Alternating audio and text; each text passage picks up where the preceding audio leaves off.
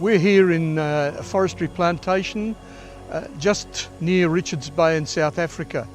Today's exercise is to introduce the local contracting company to Claycrete stabilisation, which is a liquid stabiliser applied during road construction.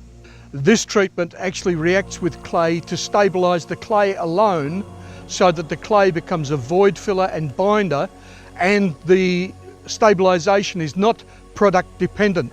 The product is exhausted in the reaction with clay, and clay becomes the binder and void filler, which creates a very dense, very strong and relatively flexible pavement. The first stage of the process is to rip the existing pavement if the material is suitable for stabilisation, or to import material and resheet the pavement with suitable material so that we can create a strong base course. Stage 2 is the application of the Claycrete in the water. So the water tanker is a 10,000 litre water tanker.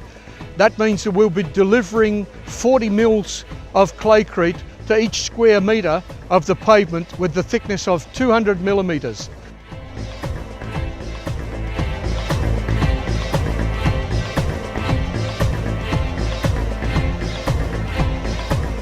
Once the road has been brought to optimum moisture content, we'll shape it and blade mix it using the grader and lay the material out ready for compaction.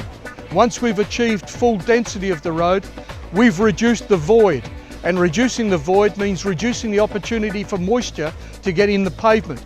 It reduces the opportunity for potholing. It makes the ride smoother, and it makes the pavement last much longer.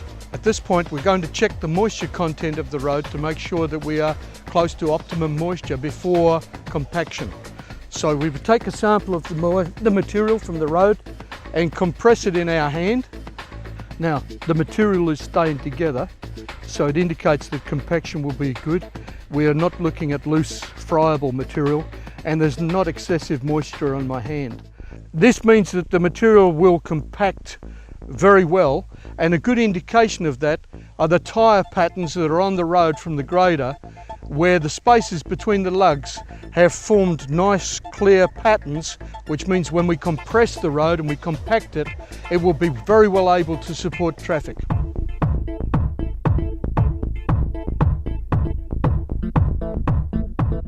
Once the pavement is completed and the surface is smooth and it's been rolled to the best of our ability, it will continue to strengthen as it dries back over 3 to 4 weeks. The strengthening is a result of the clay shrinking inside the pavement and trying to pull the pavement together, which is a sort of post-construction tension. The CBR of the pavement, which is a measurement of standard, normally would achieve 30 to 40% in rural roads in Africa. What we are looking for is a CBR of over 100, and in most cases we'll achieve a CBR of 200 plus, which gives us a very durable pavement that should last 5 times as long as a standard water-bound pavement. The benefit of Claycrete is that where we've normally stabilised with cement, we may use 100 or 150 tonnes of cement to a kilometre. Claycrete is targeted only at the clay. So it uses a very small amount of chemistry to deal with the effects of clay, and for that reason 1 barrel of Claycrete will replace 150 tonnes of cement. Claycrete is an efficient way to stabilise roads, even if you have to introduce clay material to use it. Clay is a very, very environmentally sensitive pavement binder, which was previously only rejected because of its expansion, which was uncontrollable. Now we can control that. We can use clay to bind pavements instead of using manufactured products. Pavement construction is pretty much complete here now.